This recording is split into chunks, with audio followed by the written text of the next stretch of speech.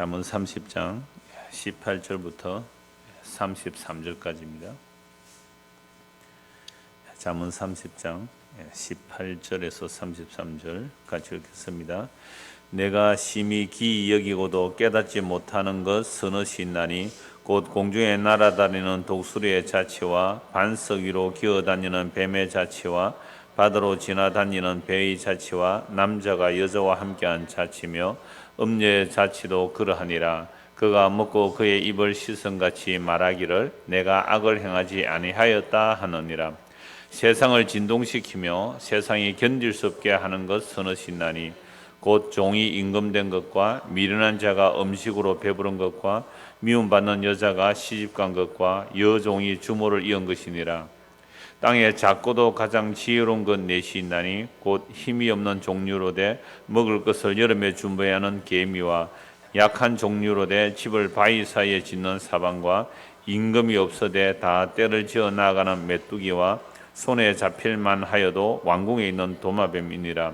잘 걸으며 위풍 있게 다니는 것 서너시 있나니 곧 짐승 중에 가장 강하여 아무 짐승 앞에서도 물러가지 아니하는 사자와 사냥개와 순념소와 및 당할 수 없는 왕이니라.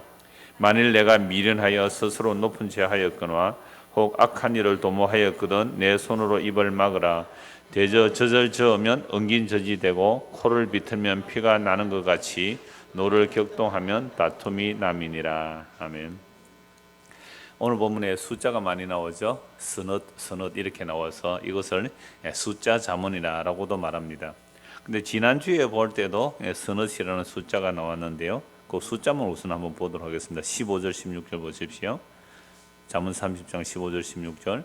그무리에게는 두 딸이 있어 다오다오 하느니라. 족한 줄을 알지 못하여 족하다 하지 아니하는 것 서넛이 있나니 곧 서울과 아이 베지 못하는 태와 물로 채울 수 없는 땅과 족하다 하지 아니하는 불이니라.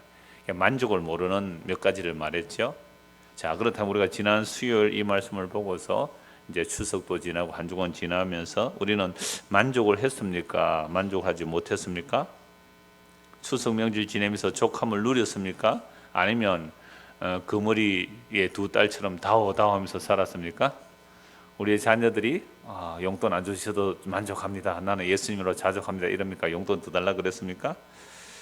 어떤 나의 만족은 상대의 불만이 되기도 하거든요. 시댁의 만족은 친정의 불만이 되기도 합니다. 남편의 만족은 아내의 불만이기도 하고요. 부모의 만족은 자식의 불만이기도 하죠. 그러니까 우리는 자족을 몰라요, 사실은. 그래서 한 주간 지내보면 정말 내가 이 말씀대로 정말 그머리의 두 딸처럼 다오다오 했던 게 있단 말이에요. 그래서 이렇게 자족하지 못하는 것, 족하지 못하는 게 서울 무덤이라 그랬고요. 아이 보지 못하는 태, 물로 채울 수 없는 땅, 족하지 않는 불, 이런 것들은 자족이 없는 거죠. 그렇다면 우리가 지난 한 주간을 살면서 참 자족이 없었다는 것을 알게 돼요. 그런데 성경은 또 자족이 있대요. 만족함이 있다는 겁니다. 그럼 도대체 우리의 만족은 어디서 누구로부터 오는가? 그리고 그 만족이 무엇인가 한번 찾아볼 필요가 있겠습니다. 고린도후서 3장 한번 보시죠. 고린도후서 3장입니다. 만족에 대해서 보고 오늘 본문을 보도록 하겠습니다. 고린도후서 3장입니다. 5절부터 보시죠. 고린도후서 3장 5절입니다. 우리가 무슨 일이든지 우리에게서 난 것 같이 스스로 만족할 것은 아니니 우리의 만족은 오직 하나님으로부터 나느니라. 우리의 만족 어디로부터 온다고요? 오직 하나님으로부터 옵니다. 우리의 만족은. 자, 그런데 무슨 일이든지 우리에게서 난 것 같이 스스로 만족할 것이 아니라, 그러니까 사람들은 자기 만족을 위해서 스스로 뭔가 만들어내죠. 이렇게 하면 만족할 거야. 뭐 사업하는 사람 이렇게 사업을 성공하면 만족할 거야. 또 공부하는 사람들은 이만큼 공부하면 만족할 거야. 또 목회하는 사람들은 이만큼 사람을 모으고 건물을 짓고 하면 만족할 거야. 이런 만족들을 사실 스스로 만들어내는 만족이거든요. 근데 이 스스로 만들어내는 만족은 결코 만족할 수가 없습니다. 무엇처럼요? 서울처럼, 아이 베지 못하는 태처럼, 물을 담아두지 못하는 땅처럼, 그리고 족한 줄 알지 못하는 불처럼. 결국 내가 만족을, 나의 어떤 만족감을 만들어낸다면 이거 결코 만족할 수 없다 그랬죠. 이거 뭐 세상 사람도 하는 말이에요. 내가 어떤 것을 만족을 수준을 정해놓고 그 만족에 딱 도달하는 순간 뭐라고요? 우리는 실망감이 가득합니다. 더 나은 또 목표를 또 두고 있거든요. 그러니까 사람이 스스로 정한 목표는 결코 만족할 수가 없어요. 그 어떤 것으로도 만족할 수 없습니다. 그래서 우리의 만족은 스스로 우리에게서 나온 것 같이 스스로 만족하는 거, 이건 결코 만족할 수 없어요. 그래서 우리의 만족은 오직 뭐로부터 오는 거죠? 누구로부터? 하나님으로부터 오는 겁니다. 자, 그가 또한 우리를 새 언약의 일꾼 되기에 만족하게 하셨으니, 만족이 새 언약으로 연결되네요. 율법 조문을 하지 아니하고 오직 영으로 하미니, 율법 조문은 죽이는 것이요 영은 살리는 것이니라. 그리고 율법 조문으로는 뭐가 없어요? 만족이 없어요. 뭘 하라 합니다. 뭘 하지 말라 안 합니다. 그걸로 만족이 돼요, 안 돼요? 안 된다는 거예요. 그 율법 조문은 오히려 죽이는 것이지 결코 만족할 수가 없는 거죠. 그럼 무엇으로만 참된 만족이 있느냐? 새 언약이라는 겁니다. 그런데 고린도후서 3장은 새 언약의 일꾼에 대해서 말하거든요. 그럼 새 언약의 일꾼들은 만족함을 전하는 거죠. 새 언약의 일꾼은 만족, 성취, 완전, 완성태를 전한단 말이에요. 그러니까 이 고린도후서를 기록한 바울 사도가 율법의 의로는 흠이 없다고 할 때에 자기는 율법의 의로 흠이 없다고 하는 그 순간이 율법이 추구하는 의로는 만족이잖아요. 그러니까 율법의 의로는 흠이 없다고 하는 그 만족의 상태예요. 안 그래요? 바울이 그랬잖아요. 율법 다 지켰어요. 613가지를 다 지켰다니까요. 근데 율법에 요구하는 모든 율법을 다 지켜 행하여 자기 스스로는 만족이라 하고 있는 그 상태가 완전한 불만족이었죠. 그래서 그 율법의 상태로 나는 완전하다고 한 그 상태가 진짜 율법을 완성하시고 부활승천하시고 십자가에 죽으시고 부활승천하시고 성령이 임한 그 제자들, 즉 예수 믿는 사람을 다 잡아 죽이는 것이 율법의 의로 흠이 없다고 한 그 만족의 상태였단 말이에요. 여러분 얼마나 무섭습니까? 사람들이 이렇게 해서 이건 만족이다, 이건 완전이다, 완성이다 라는 상태가 뭘 하는 짓이라고요? 남을 죽이는 거죠. 이게 스스로 만들어낸 만족이에요. 그럼 이게 대한민국의 만족은 뭘까요? 북한의 만족은 뭘까요? 미국의 만족은 뭘까요? 중국의 만족은 뭐고 일본의 만족은 뭘까요? 사람의 만족 끝이 없어요. 그 추석 연휴에 가족하고 영화 한 편 봤습니다. 명당이라는 영화. 보신 분 계실지 모르지만 정말 뭐 흥성대원군을 빌고 하는 그런 내용이기도 합니다만 정말 자기 집안의 부귀 영화를 위하여 좋은 명당 자리 하나 차지하려고 어떻게 합니까? 사람을 죽여요. 사람 죽인다니까요. 저는 그 영화 처음부터 끝까지 보면서 탐심, 탐족, 자족을 모르는 모습, 그게 쫙 전부 다 그 얘기잖아요. 정말 자족을 몰라요. 그러니까 내가 무덤 하나 잘 서서 그 무덤, 조상 무덤 덕택으로 천자, 즉 임금이 나온다면요, 뭐 수십 명 죽여도 눈 깜짝하지 않고 부귀영화를 추구하는 그 모습들, 이 자족하지 못하는 거거든요. 그러니까 율법의 의로 만족이라고 하는 흠이 없는 그 상태가 예수 믿는 사람을 잡아 죽이는 사람이었어요. 참 놀랍죠. 이게 사람이 율법을 잘못 해석해서 자기 스스로 율법의 만족을 추구하는 그 삶이 진짜 예수 믿는 사람을 어떻게 한다고요? 죽이는 일이죠. 그래서 율법 조문은 죽이는 것이고 영은 살리는 할 때 그 영이란 새 언약을 말해요. 그래서 예수님께서 십자가로 다 이뤘다 그랬잖아요. 십자가로 다 이루시고 그 영을 넘겨주시는 거죠. 십자가로 다 이루신 그 새 언약에 영이 임하게 되면 뭐 할 수 있는 거죠? 자족을 하게 되는 거죠. 만족할 수 있는 거죠. 예수님이 다 이뤘다는 그 이루심이 들어오기 때문에 자족할 수 있는 겁니다. 다른 데서는요, 자족 안 됩니다. 우리 스스로 만들어낸 목표 결코 자족 안 된단 말이에요. 진짜 예수님이 오셨는지 안 오셨는지 그 사람의 삶, 태도, 말 보면 알잖아요. 여러분 정말 예수님 믿으세요? 그럼 지금 죽어도 여한이 없죠? 그러니까 수요일까지 오셨죠. 오늘 막 가족들 마지막 연휴 마지막 날에 막 고소톱하고 막 이래야 되는데, 그죠? 돈 따먹기 하고 막 이렇게 술 먹고 이래야 되는데, 정말 예수 그리스도로 만족하는 거. 오늘 찬송을 내가 몇 곡 찾았었는데요.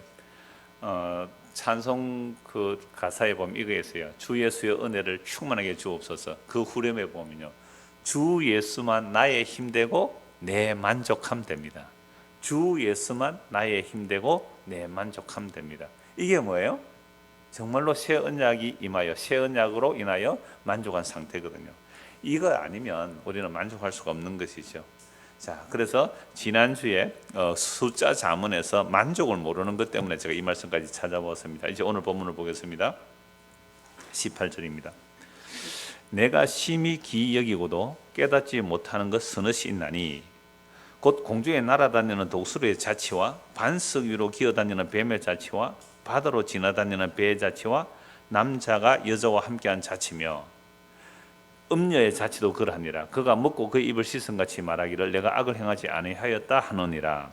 여기서 자치라는 말이 나오죠.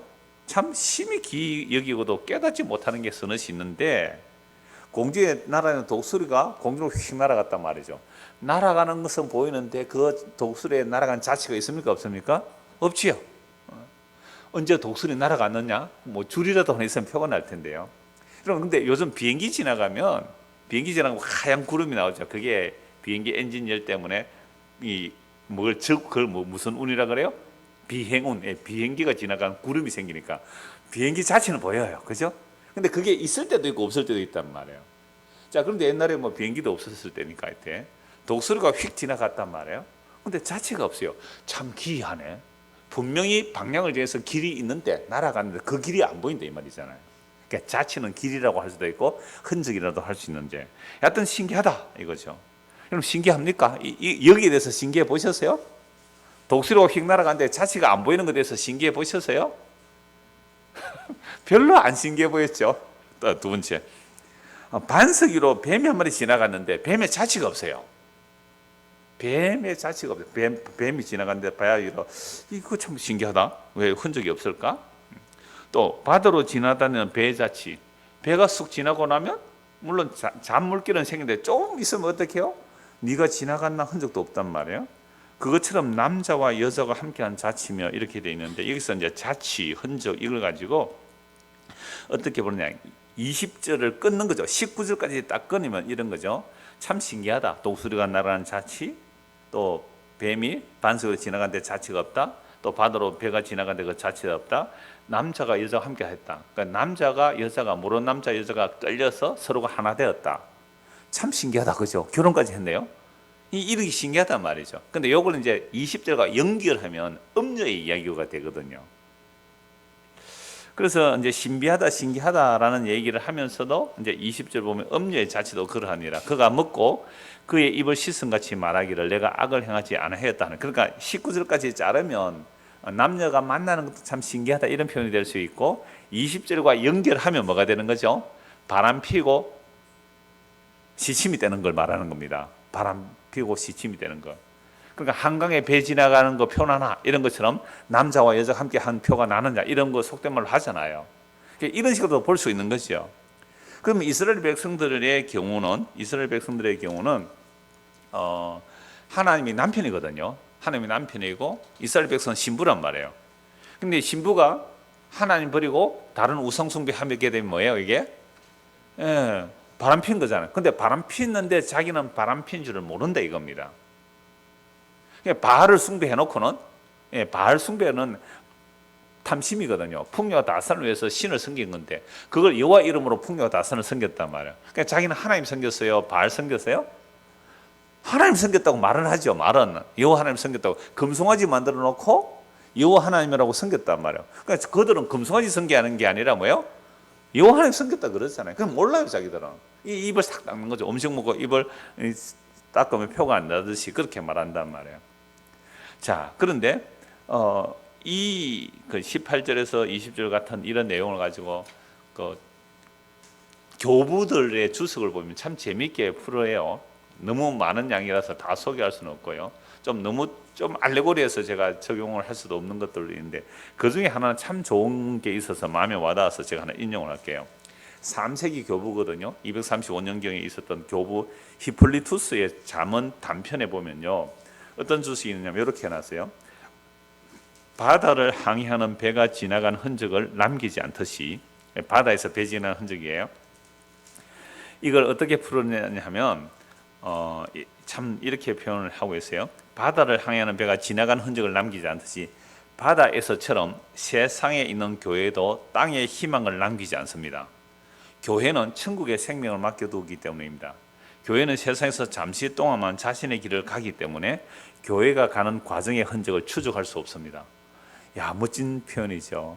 이거 가지고 너무 또 알레고리하게 반석 위로 뱀이 지나갔다. 그럼 반석은 그리스도다. 뱀은 사탄이다. 그러니까 사탄이 그리스도의 어떤 흠을 찾으려고 해도 없었다. 이렇게도 보더라고요. 은혜는 돼요. 그렇게 알레고리하게 풀면. 그러니까 그거 다 적용할 수 없고 지금 교회에 대해서 좋은 표현이라서 제가 인용을 했는데요. 바다에 배가 싹 지나가면 곧 흔적이 없잖아요. 그러나 교회는 이 땅에 속해 있지만 이 땅의 흔적과 자취를 남기는 곳이 아니다. 너무 좋잖아요. 그죠? 그러니까 교회가 슥 지나가면 좀 이따 보면 자취가 없어야 된다는 거죠. 교회가 자취가 없다는 거예요. 왜요? 교회는 예수 믿는 사람들의 교회잖아요. 교회는 천국에 생명을 맡겨놓았기 때문입니다. 교회는 세상에서 잠시 동안만 자신의 길을 가기 때문에 교회가 가는 과정의 흔적을 추적할 수 없습니다. 이 교부들의 말, 2세기, 3세기 이런 교부들의 말대로 했다면 중세 교회가 저렇게 타락할 수는 없겠죠. 그 중세 교회가 왜 타락합니까? 교회의 흔적을 남기려고 했잖아요. 하나님의 영광이라는 이름으로 면죄부를 팔아가면서 어마어마한 건물을 지었잖아요. 베드로 대성당 보십시오. 어마어마하거든요. 그 돈, 그 대리석으로 그만큼 지으려고 해보세요. 얼마나 돈이 많아야 되겠습니까? 흔적을 남겨버렸잖아요. 교회는 이 땅에서 나그네와 외국인으로 살아갑니다. 그러니까 히브리서 11장의 모든 믿음의 조상들은 이 땅에서 어떻게 살아갔다고요? 외국인과 나그네처럼 더 나은 본장을 향하여 텐트 치고 살았단 말이에요. 흔적이 없어요. 이 땅의 문명의 건설들은요, 문명의 건설들은 그 가인의 문명이거든요. 바벨탑의 문명이에요. 자, 우리의 흩어짐을 멸하고, 자, 우리의 이름을 내자. 그럼 유네스코 등재되는 그 인류 문화유산이라는 거, 자연유산 말고요. 문화유산이라는 것들은 전부 백성들의 피땀을 짜낸 겁니다. 백성들의 피땀을 짜낸 거예요. 그걸 자랑스러워 한다고요. 그런데요, 이 히폴리투스가 정말 교회에 대해서 참 잘 표현했다고 봐요. 그래서 오늘 우리 이 땅에 믿음으로 산다는 것은요, 흔적 없이 살아가는 건 좋습니다. 자취가 없어도 괜찮단 말이에요. 넓은 게 자취 없어도 되고, 이상모사 자취, 여러분 자취 없어도 돼요. 그래도 나의 흔적과 자취를 안 남기려고 할 수 있는 사람, 어떤 사람일까요? 진짜 나의 힘되고 나의 만족되는 예수님. 정말 생미신 예수님 내 안에 계시며 무슨 흔적을 남길 이유가 뭐 있어요? 그분이 전부이신데요. 그분이 전부라니까요. 그분이 진짜 내 안에 계신다면 어디 산에 가서 이름 하나 안 새겨도 되잖아요. 예? 괜히 좋은 돌멩이 누구 왔다 갔다 이름 뭐라고 새깁니까 그거? 저 어려서 이 말씀 몰랐을 때는 이름 새긴 게 있습니다. 이제는 그런 짓 안 합니다. 그때는 제가 복음을 몰랐죠.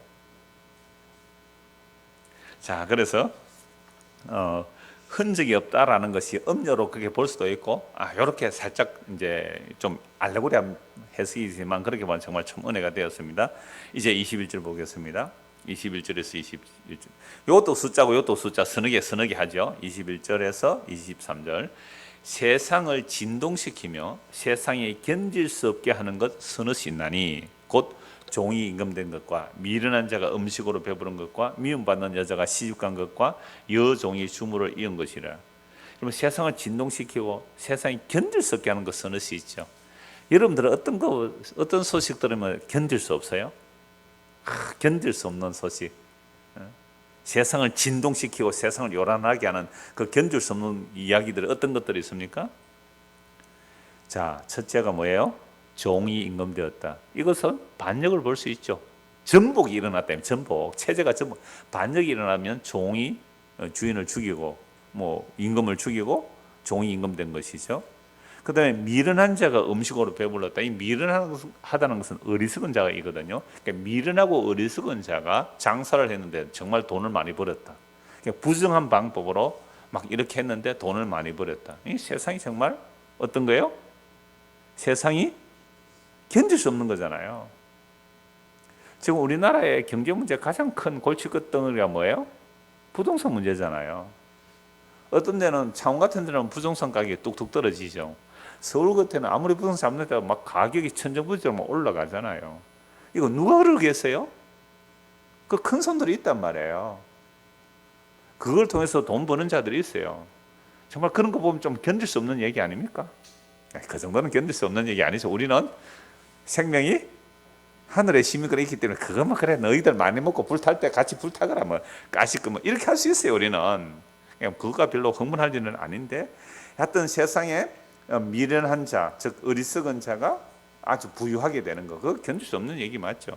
정말로 성실하고 정직하게 사는 사람들이 정말 바르게 사는 것보다는 부당한 방법으로, 불법을 방법으로 세금을 떼먹어서 부자가 되는 것, 이런 것들이 아직도 뭐 비일비재해요. 그러니까 심지어 목사들도 원래부터 목사들이 다 세금 내는 걸로 돼 있잖아요. 저는 아예 우리 교회 회계 집사가 원천 징수를 하고 제가 월급 받습니다. 100% 원천 징수예요. 그러니까 그런데 어떤 목사들은요, 그 교회 장부는 이제 세무조사가 안 한다 그랬기 때문에 그 뭐 타입을 한 거죠. 그러니까 아예 이제 예를 들어서 배사례가 나오면 이 배사례를 통장으로 입금하면 그게 이제 세금을 떼야 되거든요. 그러니까 현금으로 받는 거죠. 통장에 입금 안 하고. 이러면 되겠습니까? 견딜 수 없는 일들을 하고 있어요. 물론 그런 것과 비견딜 수 없는 정도는 아니겠지만 저는 정말 싫어요, 그런 거.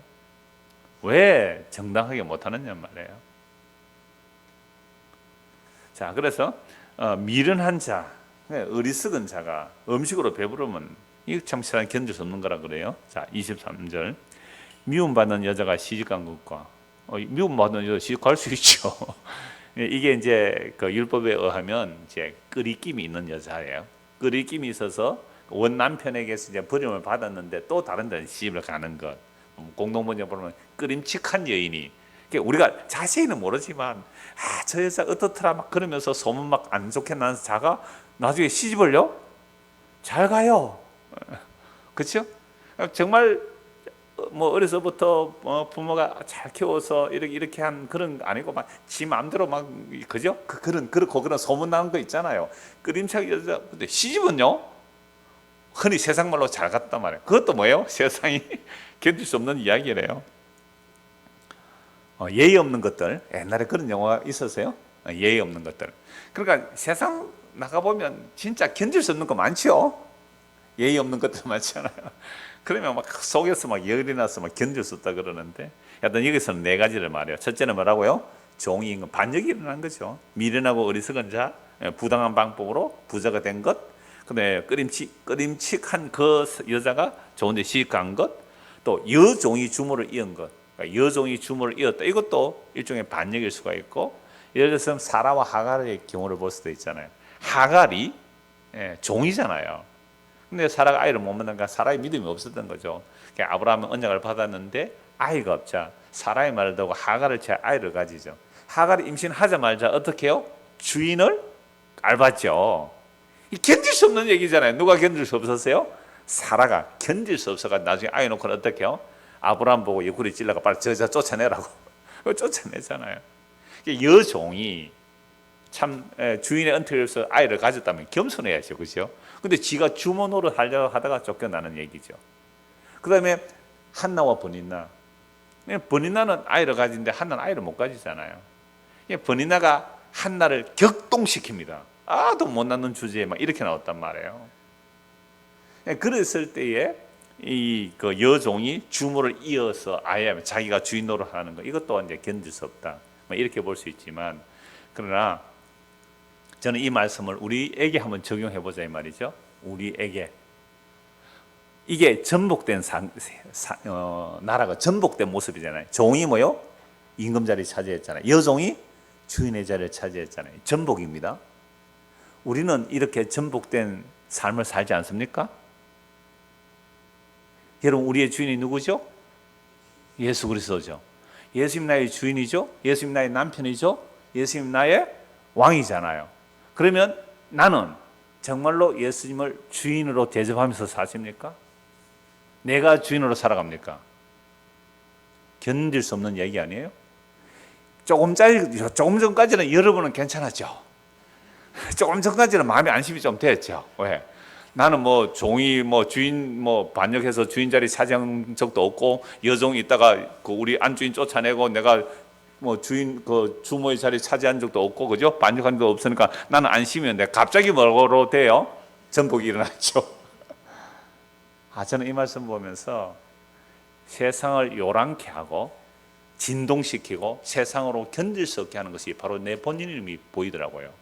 안 그래요?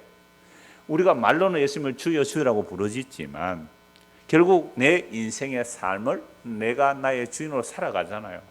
주님 보실 때는 정말 어떨까? 주님께서 이 세상 볼 때는 어떤 일이 어떻게 보실까? 주님께서 이 세상을 볼 때 견딜 수 없는 거예요. 이 세상을 사랑하셨어요. 하나님께서 정말 사랑하셨어요. 그래서 누구를 보내셨어요? 선지자들을 보냈어요. 근데 선지자를 말 안 듣잖아요. 그래서 마지막으로 내 아들 보내면 저들이 내 아들을 공경하리라 해서 마지막으로 하나님의 사랑하는 그 아들을 보냈는데, 이 아들을 어떻게 했습니까? 죽여버렸어요. 종이 임금을 죽였단 말입니다. 종이 임금을 죽였어요. 반역이 일어난 겁니다. 이게 세상의 요동스러운 것이고 이 천지가 진동하는 이야기고 세상이 견딜 수 없는 얘기예요. 그래서 하나님께서 세상을 보실 때는 견딜 수가 없는 거예요. 내 아들의 피를 흘린 곳이라는 거죠. 내 아들의 피를 흘린 거. 그래서 시편 7편에 보면 하나님께서 매일 분노하신다 그래요. 매일 분노하시는 하나님이에요. 회개치 않으면 하나님께서 칼을 준비하고 계시고 활을 준비하고 계신다고 말씀하고 있거든요. 그러니까 우리가 세상에 화가 나서 견딜 수 없는 일들 많이 일어나죠. 집안의 일들이든 그죠? 교회 일이든 뭐 회사의 일이든지 진짜 견딜 수 없죠. 정말 갑질하는 것, 요즘 좀 이렇게 숙지막해졌습니다만은, 갑질하는 게 숙지막, 자꾸만 이 말이 나오는데, 갑질하는 게 조금 약해졌습니다만, 여러분 갑질 당하고 나온 어른 어때요? 집에 와서 견딜 수 없죠. 지가 뭐라고 말이지 감히 하면서 견딜 수 없어 하잖아요. 그런데 그런 사소한 것들로 견딜 수 없어 하는 우리인데요, 예? 사소한 일들로 인해 견딜 수 없어 싸우는 거 아닙니까? 새 치겠다고 싸우고 칼부림 나는 거 아닙니까? 차가 내 앞에 조금 끼들었다고 보복 운전하다가 진짜 사고 나서 죽고 살고 하는 거 아닙니까? 그러니까 이렇게 견딜 수 없어 한단 말이에요. 우리가 왜 그럴까요? 지가 왕인 줄 알아요. 지가 주인인 줄 알아요. 지가 하나님인 줄 알아요. 이게 타락한 인간들의 모습이에요. 그러니까 내 눈에 약간만 거슬리면 어떻게 해요? 견딜 수 없는 거예요. 이게 누구예요? 하만이잖아요. 다른 사람 다 절하는데 모르드게 한 놈 절 안 한다고 그 민족 자체를 다 죽여버리겠다. 이게 타락한 우리, 전복된 세상에서 내가 주인으로 알고 주인으로 아예 착각하는 정도가 아니에요. 지가 진짜 주인 줄 알고 산다니까요, 우리가. 그러니까 우리 주변에 일어나는 사소한 나에게 불편한 일들을 전부 다 견딜 수 없어요, 사람들이. 그런데요, 진짜 하나님께서 이 세상을 보시면 어떻다고요? 자기 아들을 죽인 세상입니다. 자기 아들의 피를 흘린 세상이에요. 그래서 요한계시록 보면 이 세상이 왜 멸망합니까? 하나님의 거룩한 피를 흘렸기 때문에 그래요. 아벨의 피로, 예수님 말씀하셨잖아요. 아벨의 피로부터 성전에서 흘린 사가랴의 피까지 이 세대가 담당하리라. 그래서 그들이 그리스도를 증거한 자들이 죽임을 당했잖아요. 이제 예수님 십자가로 다 이루시고 이제 오늘 이 신약 시대에도 끊임없이 그리스도의 십자가의 복음이 완성된 그 완성태가 들어오면 나는 예수님만이 나의 힘이고 예수님 나의 만족이 됩니다. 이렇게 살아가야 되는데, 그러면 진짜 예수님이 나의 주인이고 나는 종의 자리로, 예수님 나의 남편, 나는 그의 신부의 자리로, 그렇게 제대로 된 질서가 세워지는 관계거든요. 그럼 나는 예수님 계시면 만족해요. 예수님으로 자족해요. 이렇게 살아가야 되는 거거든요. 그런데 그렇지 않고 타락한 인간이, 아담 이후로 타락한 인간들이 내가 왕됨, 내가 하나님됨, 내가 주인됨을 고집하며 살아가니까 세상 전부가 견딜 수 없는 세상이에요. 그래서 이 세상을 하나님께서 심판하실 때에 바벨론에 왜 이 거성이 멸망합니까? 거기에 의인의 피를 흘렸다는 거죠. 의인의 피를 흘렸기 때문에 세상이 망해요. 그럼 이 세상 망하는 거 북한 핵 때문에 안 망합니다. 그런 것 때문에 안 망해요. 하나님의 거룩한 피를 흘렸기 때문에 망하는 거잖아요. 그래서 하나님께서 세상을 보실 때 견딜 수 없어요. 그렇다면 내가 바로 이 세상을 진동시키고 세상으로 견딜 수 없게 하는 장본인임을 아는 사람은 소망이 있습니다. 자기가 세상을 견적게 하는 자임을 아는 자는 소망이 있어요. 무슨 소망이 있어요? 회개하고 예수님을 믿으면 되거든요. 그런데 자기가 세상을 견딜 수 없게 만들고 있으면서도 자기는 모르고 있어요. 내가 뭘 잘못했다고. 이게 타락한 인간들의 살아가는 모습이에요. 그래서 다시 한번 볼까요? 세상을 진동시키며 세상이 견딜 수 있게 하는 것 선하시나니 그 종이 임금된 것과 우리입니다. 미련한 자가 음식으로 배부른 것과 우리가 정말 정직하고 성실하게 살았습니까? 그런데 배부르게 살잖아요. 우리가 미움받는 여자잖아요. 얼마나 바람핍니까? 그럼에도 잘 먹고 잘 살고 있어요. 지금 여종이 주문을 이은 것이잖아요. 우리가 종인데 주인 자리 차지하고 살아가요. 우리의 삶 보십시오. 언제 내가 주인 아닌 적이 있었는지 말입니다. 주인 아닌 적이 있었는지. 그러므로 전복된 세상 누가 전복시켰어요? 내가 전복시킨 반역자임을 아는 사람이면 소망이 있다니까요. 회개하고 예수님을 주와 그리스도로 믿으시면 됩니다. 근데 교회 다니면서도요, 말로는 주님 주님 하지만 진짜 예수님이 주인인 사람 저 자신부터가 별로 없어요. 별로 없어요. 전복된 세상임을 아시기 바랍니다. 이 전복 누가 시켰어요? 우리가 전복시킨 겁니다. 그래서 예수님이 원래 주인의 자리에 가시도록 하는 것, 주님 내 안에 오셔서 나의 주인이 되어 주십시오. 이게 예수 믿는 거예요. 예수 믿는 건 아주 간단합니다. 뭐예요? 내 왕된 자리를 내가 전복시켰으니까, 내가 반역자니까 내가 잘못했습니다고 예수님 어디요? 나의 왕자리에 모시는 거잖아요. 이게 예수 믿는 거예요. 내가 주인 되어 있다는 말은 이 전복시킨 거예요. 예수님을 왕권을 찬탈시킨 거예요. 진짜 주인을 죽였어요. 그리고 내가 주인 자리 차지하고 있으니까 주여 내가 당신을 죽인 죄인 맞습니다 하고 나는 종의 자리로 내려가고 예수님이 나의 주인 자리에 오시는 거. 이게 뭐예요? 예수 믿습니다. 예수 믿습니다. 근데 우리는 그동안 예수 믿습니다가 뭐였어요? 나의 주인됨을 더 확장시켜주는 그런 예수를 믿었잖아요. 그런 예수가 어디 있어요? 나의 왕됨을 더 강화시켜주는 그런 예수를 믿었잖아요. 아니에요. 자기를 부인하고 자기 십자가를 지고 나를 따르라. 그러니까 예수 믿는 기본부터 몰라요. 사실은 예수를 믿는다는 게 뭔지조차도 모른다니까요. 예수를 믿는다는 것은 나는 당신을 죽인 죄인 맞습니다. 만왕의 왕이시여 만주의 주가 되신 예수를 내가 살해한 죄인이 맞습니다. 이게 돼야 예수를 믿는 거죠. 주여 당신의 왕자리를 내가 차지하고 살았습니다. 당신의 주인 된 자리를 내가 차지하고 살았습니다. 주여 용서하소서. 이게 예수 믿는 거잖아요. 그러니까 오늘 이 세상에 왜 견딜 수 없고 진동하는가? 주객이 전도되어 있어서 그래요. 주객이 전도되어 있어요. 우리가 다 예수님의 종이라면, 그죠? 예수님의 주인이고 우리가 예수님의 종이라면 예수님 시키는 대로 하면 되잖아요. 시키는 대로 하면 불만이 있을 수가 없잖아요. 근데 그게 안 돼요. 그래서 교회는 그리스도가 머리세요. 그리스도가 머리이기 때문에 정말 우리의 머리인 그리스도가 우리를 지시하면 개미 떼처럼 살 수 있고 임금이 없어도 메뚜기 떼처럼 살 수 있다고 말하고 있어요. 그 다음에 그래서 24절 보십시오. 땅에 작고도 가장 지혜로운 것 넷이 있나니 곧 힘이 없는 종류로 돼 먹을 것을 여름에 준비하는 개미와 약한 종류로 돼 집을 바위 사이에 짓는 사방과 임금이 없으되 다 때를 지어 나아가는 메뚜기와 손에 잡힐만 하여도 왕국에 있는 도마뱀이니라. 여러분 이런 지혜들을 조금 그러니까 알레고리하게 풀어볼 수도 있어요. 자, 땅에 작고도 가장 지혜로운 건 넷인데 첫째가 뭐예요? 개미이죠. 개미는 그 잠언 6장에서 나왔습니다. 게으른 자여 개미에 가서 배워라. 개미는 여름에 겨울 것을 준비한다. 그러면 개미의 지혜가 뭐예요? 미리 준비하는 지혜잖아요.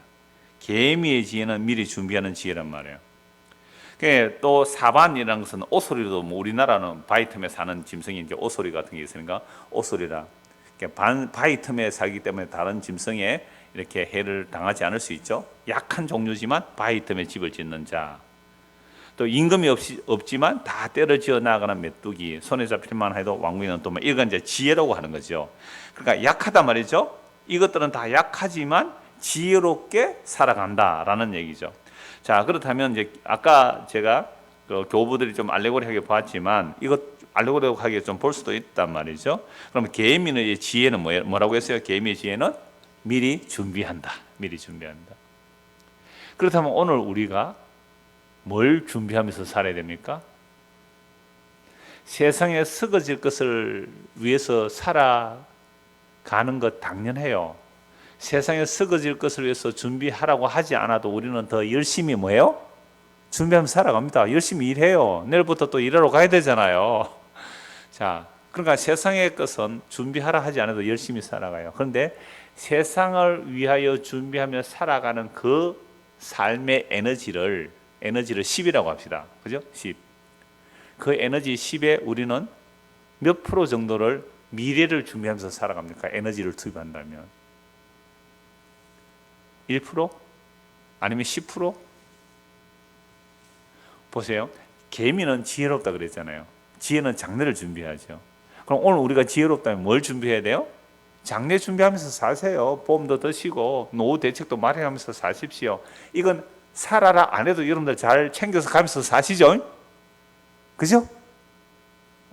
다들 아무 노후 대책 없습니까? 준비 안 합니까? 다들 그렇게 살아. 이건 하라가 안 해도 잘 해요. 근데 진짜 보이지 않는 영혼을 위해서 준비하는 거. 정말 그 나라와 그 일을 구하는 삶.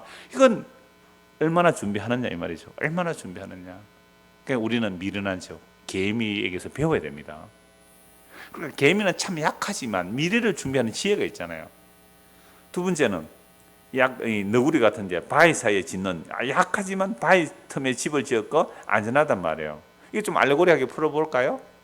우리의 영원한 반석은 예수 그리스도잖아요. 정말 우리의 거처를 예수 그리스도 안에 둡니까? 반석은 그리스도라고 바울이 그랬잖아요. 광야에서 반석이 이스라엘 백성을 따라다니고 그 반석에서 생수가 나왔다고 하잖아요. 그럼 우리가 거처할 곳이 과연 반석이 있냐 말이죠. 예수께서 말씀하셨죠. 너의 집을 어디에 짓지 말라고? 모래 위에 짓지 말고 반석 위에 세우라고 그랬잖아요. 모래 위에 집을 지으면 홍수 나고 비 나면 다 무너져요. 반석 위에 지은 집은 무너지지 않잖아요. 우리의 삶의 기초, 우리의 존재의 근거, 존재의 기반, 우리의 삶을 어디에 자리 잡고 살아갑니까? 모래입니까? 반석이 있단 말이에요. 근데 약한 사반, 약한 오소리 같은 약한 짐승인데 어디 틈에 들어가 산다고요? 바위 틈에 산다는 거죠. 찬송가도 나와요. 그 바위 틈에 숨기시고 그 손으로 덮으시네. 그 모세 얘기거든요. 바위 틈에 숨긴다니까요. 우리의 영원한 반석이 예수 그리스도 안에 우리의 삶의 존재 기반을 두느냐. 그러면 이 사람은 약하지만 뭐예요? 지혜로운 사람이잖아요. 개미 같은 약한 자도 약한 것이 미래를 준비하고 사방같이 약한 동물이 바위 틈에 집을 짓는 지혜를 뭐예요? 배우라 이 말이죠. 우리의 삶의 기반을 어디에 두시겠느냐 말이에요. 그 다음에 임금이 없을 때 다 때를 지어 나아가는 메뚜기라. 메뚜기 임금 없어요. 그런데 메뚜기가 날아가다가 충돌해가 떨어지는 메뚜기 봤습니까? 메뚜기 한 장 수십만 마리가 쫙 날아가는데 한 마리도 충돌 안 한단 말이에요. 여러분 주남저수지 가창 오리 때 몇만 마리가 군무할 때요 충돌하는 오리 한 마리도 없어요. 근데 그 새떼들은 리드가 있어요. 근데 메뚜기는 그것도 없는데 어떻게 저렇게 일사불란하게 날아갈까? 개미도 두령도 없고 간역자도 없는데 질 잘하잖아요. 개미도. 이걸 가지고 뭐 최재천 생물학 교수는 이 얘기를 합니다. 개미 안에 있는 자율성이 그렇게 한다고. 자, 그러나 개미나 메뚜기가 두령도 간역자가 없듯이 오늘날 성도는 목사가 없어도, 그죠? 누가 감독이 없어도 성령이 임하면 그리스도의 몸으로서 각자의 맡은 은사대로 살아가는 거죠. 이게 교회거든요. 가시나가 있는 뭐 그런 앞에 목사에서 돌격 앞으로 이렇게 안 해도 되는 거. 목사가 있듯이 없듯이 없어도 괜찮은 이게 메뚜기 대처럼 살아가는 이게 뭐예요? 지혜자예요. 지혜자. 여러분 그냥 각자가 여러분이 그리스도의 지시를 받으면 되는 거잖아요. 이 지혜죠. 손에 잡힐만 하여도 왕궁에 있는 도마뱀이라 약해 보이도 왕궁에 산대요. 도마뱀이. 자, 이런 지혜를 우리는 뭘로 볼 수 있느냐? 바울이 소의 입에 망을 씌우지 말라. 이게 소에 대해서 말한 것이겠느냐? 사역자에 대해서 말한 것이란 말이죠. 그럼 오늘 얘기 나왔던 이 서너 마리 짐승들 뭐요? 개미, 사반, 뭐 오소리 또는 메뚜기, 뭐 도마뱀, 이 야들 얘기하기 위해서 있겠어요? 누구 얘기예요 이거? 우리 이야기, 성도들 이야기예요. 성도들 이 땅에서는 약하고 보잘것없고 연약하지만 뭐가 있는 자들이요? 지혜가 있는 거죠. 약해도 이들은 지혜가 있어요. 약하지만 이들은 지혜를 가지고 살았단 말이죠. 그러니까 성도는 이 땅에서 참 약해요. 그죠?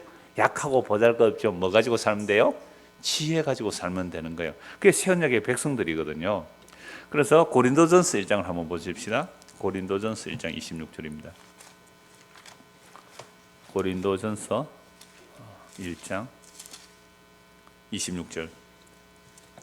십자가의 도에 대해서는 앞에 쭉 말씀하고요. 십자가의 도가 멸망하는 자들은 미련한 것이지만 구원을 받는 자들은 하나님의 능력이죠. 표적을 구하는 자들에게는 뭐 글이 끼는 것이고 지혜를 구하는 자는 미련하지만 구원을 받는 하나님의 능력이 되는 겁니다. 자, 26절 보십시오. 25절부터 볼까요? 하나님의 어리석음이 사람보다 지혜롭고 하나님의 약하심이 사람보다 강하니라. 형제들아 너희를 부르심을 보라.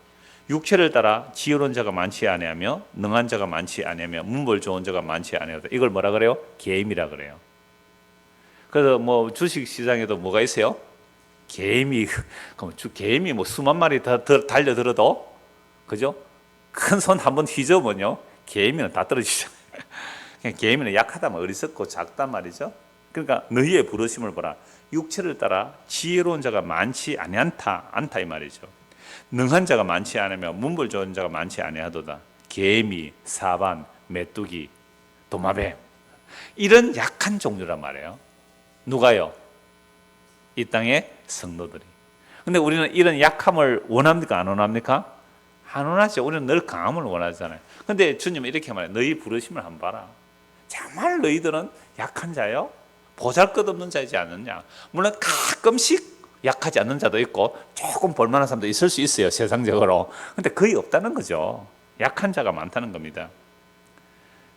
그러나 하나님께서 세상에 미련한 것들을 택하사 지혜 있는 자들을 부끄럽게 하려 하시고 세상에 약한 것들을 택하사 강한 것들을 부끄럽게 하려 하시며 하나님께서 세상에 천한 것들과 멸시받는 것들과 없는 것들을 택하사 있는 것들을 폐하려 하시나니 이는 아무 육체도 하나님 앞에서 자랑하지 못하게 하라 하십니다. 지금 잠언서에서 약한 것들, 개미, 메뚜기, 사반, 그죠? 도마뱀 이런 약한 것들을 통하여 뭐요? 지혜를 배우러 가잖아요. 그러면 신약에서 성도를 약한 자로 보거든요. 그러면 이런 약한 자들 하나님께서 왜 이 약한 자를 택하셨어요? 아무 육체도 하나님 앞에 자랑하지 못하게 하려고. 그런데 어떻게 오늘 교회에서는 우리가 하나님 앞에 나가서 뭐 하자고요? 상을 크게 받자고. 그럼 결국 내 자랑거리 들고 가자는 거 아니에요. 내 자랑거리 들고 가서 하나님 앞에 큰 칭찬 받자고요.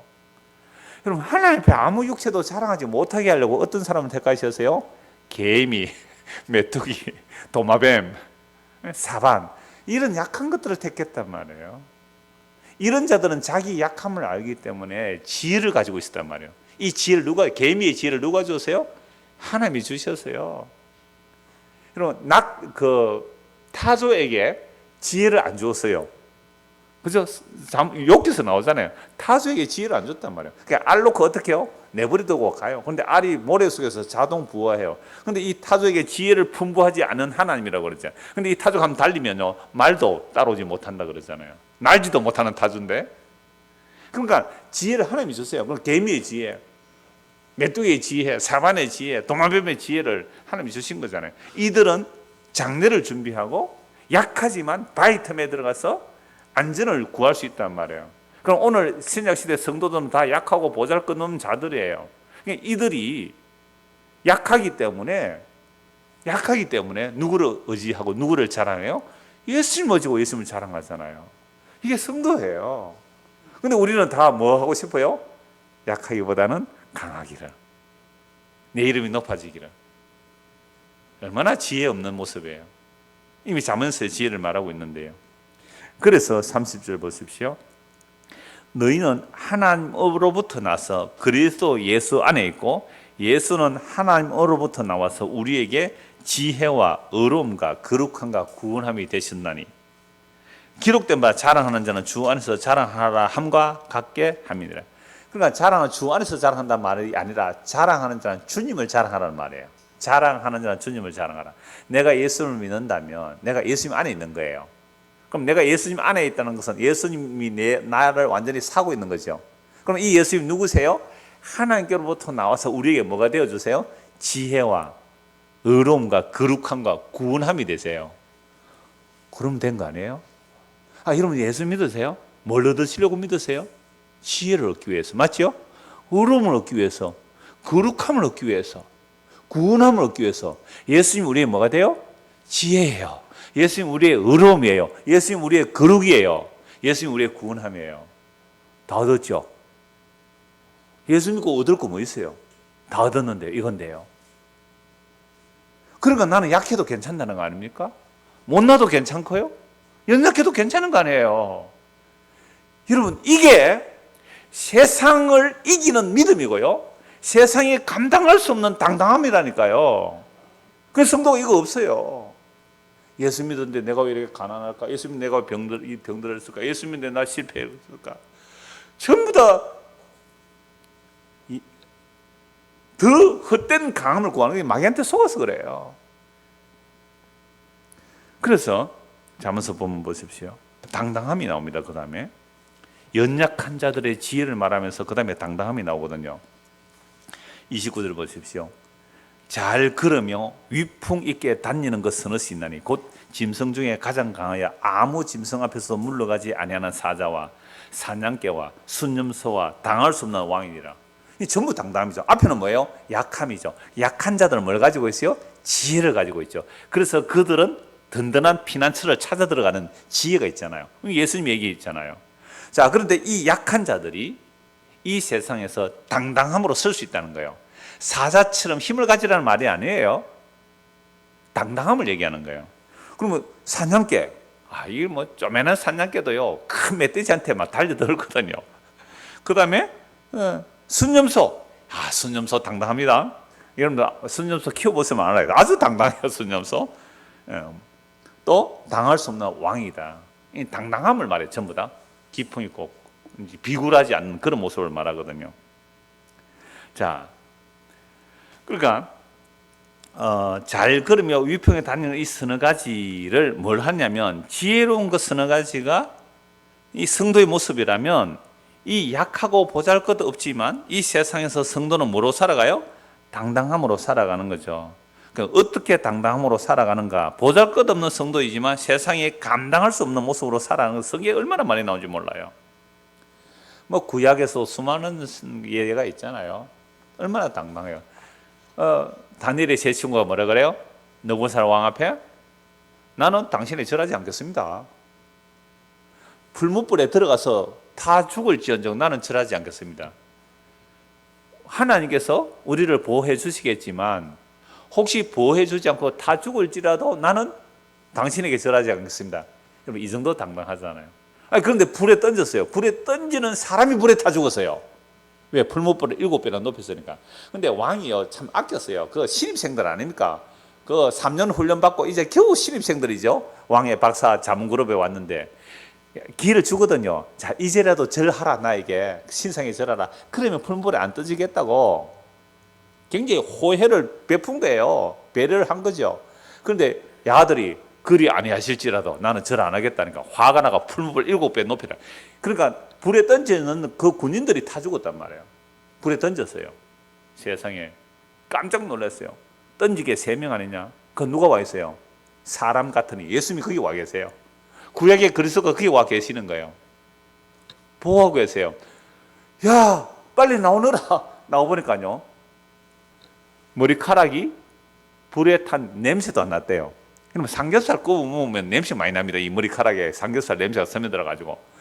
그렇게 뜨거운 불에서 불에 탄 냄새도 안 났단 말이에요. 여러분 이게 당당함 아닙니까? 사자굴에 들어가는 당당함 아니에요? 신약의 바울 한번 보십시오. 복음 전하다가 정말 죄수의 모습으로 재판받고 있거든요. 아그리빠 왕, 벨릭스 총독, 왕복을 입고 총독의 옷을 입고 팍 시위하고 있고 앞에 제수로 쇠사슬을 묶여서 재판받고 있는 그 바울이 뭐라고 그럽니까? 아그리파 왕이에요. 벨릭스 총독이에요. 여러분들이 나와 같이 되기를 원합니다. 내가 이 비록 쇠사슬에 묶여있는 이거 말고 여러분들이 나와 같이 되기를 원합니다. 그럼 얼마나 당당해요? 왕, 총독 앞에서 재판받는 제수의 모습에 겉에서 보면 누구라도 그 제수의 모습이잖아요. 왕이시여, 당신이 나와 같이 되기를 원합니다. 안 놀라워요? 이게 순념소의 당당함이라니까요. 사냥개의 당당함 아닙니까? 폭압과 폭력을 쓰는 당당함이 아니에요. 위풍 있게 걷는 모습이잖아요. 위풍이가 비굴하지 않잖아요. 왕이시여, 왕이 부러워요? 회장이 부러워요? 불쌍해 죽겠잖아요. 죽지도 못하고 지금 이건희 회장입니까? 죽지도 못하고 그 무슨 꼴이에요 그게? 얼마나 불쌍해요. 이재용 씨가 부러워요? 당신이 나와 같이 되기를 원합니다. 이제 태코리 대표 가지고 삼성 만나지도 못하겠네요. 전에 그랬잖아요. 제가 회장님 만날 기회가 있으면 내가 비록 과장이지만 회장님 당신 나와 같이 되기를 원합니다. 그렇게 말할 수 있어야 되잖아요. 이제 하나 회장한테 얘기하세요. 하나 회장 누군지 이름도 모르겠지만 당신 나와 같이 되기를 원합니다. 이게 성도의 당당함이에요. 그래서 이런 자들을 베드로 사도는 왕 같은 제사장이라 하고요. 히브리서 11장에 보면 세상이 감당치 못하는 사람이에요. 세상이 감당치 못하는 사람. 이 짐승들 뭐 당당하면 그 얘기 하겠어요, 성경이? 그래서 앞에서 약한 자들이 지혜를 얻었을 때에 그 약한 자들이 세상이 감당할 수 없는 당당함으로 이 땅에서 믿음으로 살아가는 거죠. 그래서 이 당당함이 예수가 주이심을 믿는 자, 세상을 이기면 이 믿음이니 하나님의 아들 예수 그리스도, 예수가 하나님의 아들이요 그리스도임을 믿는 자들이 세상을 이기는 겁니다. 그게 믿음의 모습이죠. 오늘 본문 32절입니다. 만일 네가 미련하여 스스로 높은 죄 하였거나 혹 악한 일을 도모하였거든 네 손으로 입을 막으라. 대저 젖을 지으면 은기젖이 되고 코를 비틀면 피가 나는 같이 노를 격도하면 다툼이 나네. 참 웃은 얘기가 참 많이 나오는 것 같아요. 자, 이건 32절과 33절 같이 연결해 봐야 되는데 33절 공동분열을 보면 이렇습니다. 젖을 자꾸 저으면 이 치즈가 되잖아요. 예, 그런데 이걸 젓는다 표현보다도 공동번역은 압박이라는 의미를 두어서 이렇게 공동번역하는데 양의 젖통을 누르면 젖이 나오고 코를 치면 피가 나오듯 화를 돋우면 뭐요? 싸움이 터진다 이 말이거든요. 입을 막지 않고 말하게 되면 결국 화를 돋우게 되는 것이고 그러면 싸움이 터지는 겁니다. 그러니까 양의 젖통을 꽉 누르면 압박하면 젖이 나오고 코를 치면 코피가 나오듯이 화를 자꾸 돋우면 싸움이 나오는 겁니다. 그러므로 입을 닫는 것이 이럴 때는 지혜가 됩니다. 자, 그런데 속에서 나오는 이 분노를 억누를 방법이 없습니다. 그래서 입을 꽉 닫고 있어도 누르고 있다 보면 나중에 더 반발력이 커서 폭발하고 나올 수 있죠. 오늘 설교 제목이 입을 닫으라, 입을 막으라입니다. 32절 한번 보십시오. 만일 네가 미련하여 스스로 높은 채 하였거나, 우리 그렇게 삽니까 안 삽니까? 그렇게 살잖아요. 아까 전복된 세상이라 그랬잖아요. 전복된 세상. 착각하고 살아요. 우리는 다 스스로 높은 채 하였거나 혹 악한 일을 도모하였거든 뭐라고요?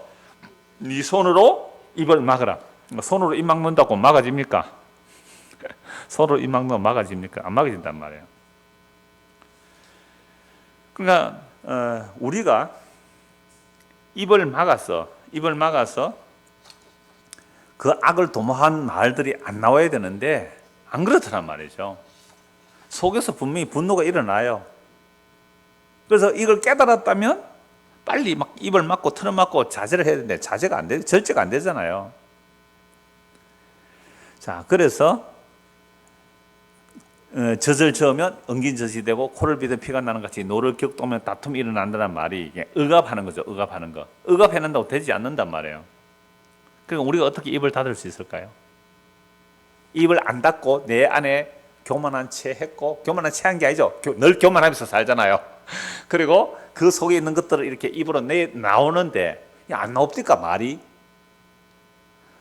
말이 이게 참 문제예요. 뭐 말을 하니까 다툼이 일어나고 말을 안 하면 좀 괜찮은데 말을 하니까 화가 돋궈지고 또 말을 하고 이렇게 되잖아요. 그럼 우리가 어떻게 이 입을 닫을 수 있습니까? 입을 손으로 털어 막 넣는다고 안 나오는 게 아니잖아요. 그런데 정말로 할 말이 없을 때가 가끔씩 있어요. 살다 보면. 우리 살다 보면 가끔 있을 수 있어요. 내가 정말로 옳다고 여긴 것이, 정말 이건 정말로 옳다고 확신한 것이 너무나 분명하게 틀려졌을 때, 쪽팔렸어요. 미안한데 표현이. 입이 막 닫아져요. 할 말도 없어요. 부끄러워요. 그때 얘기를 생각하면. 내가 분명히 알고 있었던 거.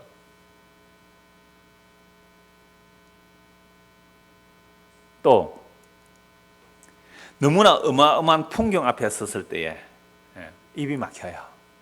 설명이 안 되잖아요. 감탄사만 나올 수 있어요. 이때도 입이 막히긴 해요. 놀라운 풍경을 보았을 때.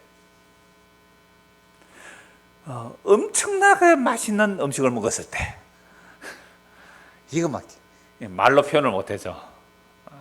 그때 입이 좀 막힐 수는 있어요. 세상에서도 사실은 입이 말로 표현할 수 없는 내용들이 많이 있단 말이에요. 그러나 성도는 하나님 앞에서 입이 막힙니다. 그래서 시편이나 성경을 보면 여호와는 성전에 계시니 너희는 잠잠하라. 하나님 앞에서 입을 닫으라 이 말이죠. 그러니까 혼자서 말하고 있으니까 제일 심판받을 자이기는 합니다. 그러니까 야고보서 말씀에 보면 너희는 많이 선생되지 말라 그랬거든요. 선생된 자가 많이 책망을 받는다고요. 입을 막으라고 하면서 설교하고 있으니 못 쓰기는 합니다. 입을 막을래 지금. 자, 그래서 하나님 말씀 앞에 우리는 잠잠해서 해야 되는데요. 잠언 30장 2절 한번 보십시오. 그래서 30장을 전체를 하나로 볼 수 있는 거죠. 아굴의 잠언으로 볼 수 있다는 말이죠. 나는 다른 사람에게 비하면 짐승이라. 내게는 사람의 총명이 있지 아니하니라. 나는 지혜를 배우지 못하였고 또 거룩하신 자를 아는 지식이 없거니와 하늘에 올라갔다가 내려온 자가 누구인지 바람을 그 장중에 모은 자가 누구인지 물을 옷에 산 자가 누구인지 땅의 모든 끝을 정한 자가 누구인지 그의 이름이 무엇인지 그의 아들의 이름이 무엇인지 너는 아느냐? 나는 잘 모른다. 너는 아느냐? 이 제목으로 몇 주 전에 말씀 보았습니다. 여러분들 아십니까? 하늘에 올라갔다 내려오신 분이 누군지, 바람을 그 장중에 모으신 자, 바람을 꾸짖어서 바다를 잔뜩케 하신 그분이 누구신지, 물을 옷에 사둔 자가 누군지, 땅의 모든 끝을 정한 자가 누구인지, 그의 이름이 무엇인지 그의 아들의 이름이 무엇인지 너는 아느냐? 지혜자는 나는 잘 모르겠다. 너는 아느냐라고 묻잖아요. 그러면서 서너 가지 하면서 막 지혜를 얘기하거든요. 너는 아느냐? 요즘 제가 그 유튜브에 보니까 지구가 평평하다는 얘기를 하는 사람이 있더라고요. 근데 상당히 논리적이에요. 반박할 수 없을 만큼 논리적인 이야기들이 굉장히 많이 있더라고요. 재미있게 보고 있거든요. 땅 끝을 누가 정해요? 하나님 정해놨잖아요. 그걸 너 아느냐 말이에요. 물론 뭐 물리학이 발달하고 뭐 천문학이 발달하고 막 인간들의 과학이 발달하다 그래도 정말 이 우주라는 것 앞에서는 정말 이 지구나 인간들은 미약하고 나약하거든요. 그러니까 겸손해질 수밖에 없어요. 정말로 공부한 사람은 겸손해진다 그래요. 너는 아느냐? 너는 아느냐? 라고 말한 거잖아요. 그러니까 제대로 아는 사람은, 제대로 안다는 사람은 자기가 모른다는 사실을 안다고 그러잖아요. 그런데 그러면 입이 좀 닫아지겠죠. 하나 아는 게 되게 떠들거든요. 하나만 아는 거. 그러니까 두 개, 세 개 알면 그걸 떠들 수가 없어요. 다른 얘기 있는 걸 아니까. 그래서 입을 닫을 수밖에 없거든요. 그런데 우리는 뭐에 대해서 입을 닫느냐면 하나님 앞에서 입을 닫게 되는 겁니다. 이거 욥기하고 연결했잖아요. 욥의 친구들이 정말 욥은 하나님께서 인정하는 의인이잖아요. 그죠? 하나님 인정하는 의인이라고요. 위에서 일어나는 일을 몰라요. 하나님과 사탄에서 괜히 하나님 욥 신앙 자랑해가지고 사탄이 덜쓰셔가지고 욥은 까닭없이 고난을 당해요. 욥의 친구들이 와서 막 공격하죠. 네가 죄를 지어서 이런 고난 당한다. 너희가 말하는 그런 죄 나는 지은 적이 없다. 아니다. 사람이 어떻게 깨끗할 수가 있느냐. 너는 그런 말 하지 말라. 네가 회개하면 하나님이 너를 도와주셔서 네 시작은 미약했지만 내 나중에 힘이 창대하리라. 너 회개하는 게 돌아가면 복 받는다. 지금 우리 이 땅의 교회의 거의 99% 설교가 100%를 하겠습니다. 99%의 설교가 이러면 회개하고 하나님 잘 섬기면 내 시작은 미약해서나 내 나중에 힘이 창대하리라. 이건 욥의 세 친구가 하나님께 책망받은 이야기거든요. 근데 그 설교가 우리에게 귀에 속속 잘 들어와요. 왜? 우리가 선악과 땀은 인과율을 가지고 있으니까. 근데 이걸 거부한 사람이 누구예요? 욥이거든요. 아니다, 아니다, 아니다. 37장까지 논쟁합니다. 이걸 가지고. 욥기 그 많은 1장부터 37장은 이 논쟁이에요. 너 죄지어서 그렇다. 아니야, 나 너희가 말한 그런 죄지어서 죄 지은 적 없다라고 항변하는 거죠. 까닭 모를 고난, 까닭 없는 고난을 당해요. 십자가잖아요, 그게. 근데 이 욥조차 38장에 하나님 등장하시죠. 38장, 39장에서 욥, 내가 너에게 묻겠다. 대답해라. 이 얘기 한 거예요. 하늘에 올라갔다 내려온 자 누구냐? 바람을 장기에 모은 자가 누구냐? 이런 식의 질문을 한 거죠. 그때 욥이 하는 말이 뭐예요? 주여, 내가 입을 닫을 뿐입니다. 무시한, 알지 못하고 무시한 자가 내가 입으로 낸 말들이 정말 거두어드립니다. 입을 닫습니다라고 했거든요. 누구 앞에서요? 하나님의 임재 앞에. 이게 이사야가 그랬잖아요. 하나님 영광 앞에 주여, 나는 입술이 부정한 백성 가운데 있으면서 여호와 영광을 배웠습니다. 그때 제단 숯불을 가지고 네 입술에 찢으면서 네 죄가 사해졌다 그러잖아요. 우리가 말한 것, 뭐 안다고 한 것들이요, 정말 하나님의 영광 앞에 서면 주여, 나는 입술이 부정한 백성으로 하나님의 영광을 배웠습니다 라고 고백해야 돼요. 이게 입을 뭐요? 막는 거예요. 내가 스스로 입을 막을 수가 없잖아요. 어떻게 입을 막겠어요? 그 하나님의 영광 앞에 세워지면 입이 닫아져요. 입이 닫아진다니까요. 그 이야기가 바로 십자가의 이야기입니다. 그래서 로마서 3장 19절 보면 율법이라는 것은 모든 입을 막는다 그랬어요. 율법은 율법 아래 있는 자들의 모든 입을 막아버린다. 그 욥기도 구약이잖아요. 구약의 이런 하나님의 영광 앞에 나타났을 때에 정말로 그 모든 율법이라는 것은 그 입을 막고 하나님의 심판을 가둬 버리는 거죠. 그게 입이 막히는 거예요. 그러니까 아까 우리가 앞에서 살펴봤습니다만 바울이 율법의 의로 흠이 없다고 만족하도록 한 상태가 뭘 했어요? 예수 믿는 사람 잡아 죽이는 역할을 한 거죠. 근데 주님을 만나요. 나는 죄인 중에 계십니다고 바뀌어요. 죄인 중에 계십니다. 그리고 그리스도 십자가에는 잘한 것이 없다고 나왔잖아요. 그래서 율법의 행위로 그의 앞에 의롭다는 받을 육체가 없기에 하나님 앞에 자기의 의로움이나 선행이나 공로를 가지고 자랑하는 자는 한 명도 없습니다. 그래서 오직 예수 그리스도를 믿음으로 말미암아 의롭다는 받는 것입니다. 이러한 자들은요, 자기 자랑에 입을 닫고 하나님의 지혜를 찬송하게 됩니다. 그래서 아까 고린도서 1장 찾아보았잖아요. 우리의 약함, 보잘것없음, 그러함에도 거기에 지혜, 그런 자들이 지혜를 가지고 그 지혜의 당당함과 강함은 누구요? 예수 그리스도잖아요. 그분은 우리의 지혜와 의로움과 거룩함과 구원이 되기 때문에, 여러분 진짜 여러분이, 저와 여러분이 예수님을 믿는다면 세상에 꿀릴 게 없습니다. 당당하게 순념소처럼 그죠? 사냥개처럼, 왕처럼, 그건 군림하라, 폭력서라 그런 얘기가 아니에요. 후퇴하지 않고 물러서지 않는 거예요. 왕의 모습. 한 국 보고 말씀 마무리하겠습니다. 로마서 11장입니다. 로마서 11장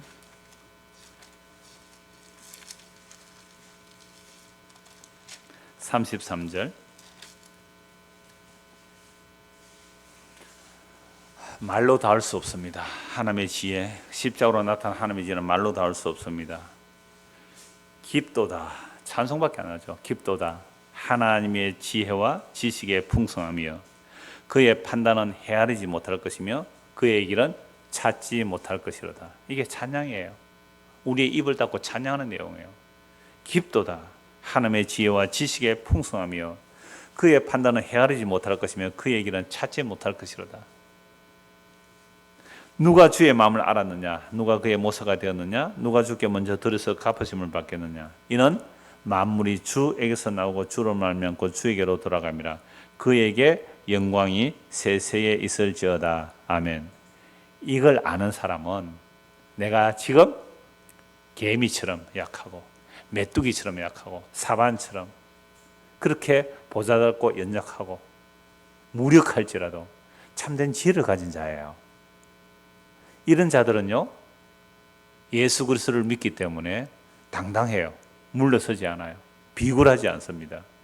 이런 자들은 자기의 말들은 입을 닫지만 우리 주 예수 그리스도를 드러난 그 십자가로 나타난 하나님의 영광을 찬송하는 거예요. 그러니까 뭐라고 한다고요? 깊도다 하나님의 지혜와 지식에 부여하며 만물이 주에게서 나왔고 주로 말미암고 주에로 돌아옵니다. 그 주님이 어디에 계세요? 저와 여러분 안에 계시다면 더 원할 것이 없고 더 만족할 주 예수만 나의 힘이 되고 나의 만족함이 됩니다. 이런 자들은 자기 할 말 별로 없어요. 예수 그리스도 그분이 우리에게 하신 일, 그분의 영광, 그분의 깊은 은혜와 사랑, 이거 외에는 할 말이 없는 자들, 이들이 입을 막는 자들이에요. 자기 입을 막고 그리스도를 찬송하고 증가하는 저와 여러분 되기를 소원합니다. 기도하겠습니다. 하나님 아버지, 우리는 입만 열었다 하면 자기 자랑입니다. 남 흉보는 것들입니다. 주여, 이런 입들에 파수꾼을 세워주옵소서. 그러나 파수꾼 세워도 안 됩니다. 우리의 속이 변화해야 됩니다. 예수님 십자가에 죽으시고 하나님의 약속을 다 이루시고 그 다 이루신 약속을 성령을 통해 우리 안에 부어주시면 그제야 내 입이 닫아지게 싸우니 그때에 주님 앞에 서서 깊은 주님의 그 은총을, 그 하나님의 지혜를 찬송할 수밖에 없습니다. 그 믿음의 찬송들이 우리 모두에게 드러나도록 은혜를 베풀어 주시옵소서. 예수 그리스도 이름 받들어 기도드리옵나이다. 아멘. 자, 이렇게 기도하고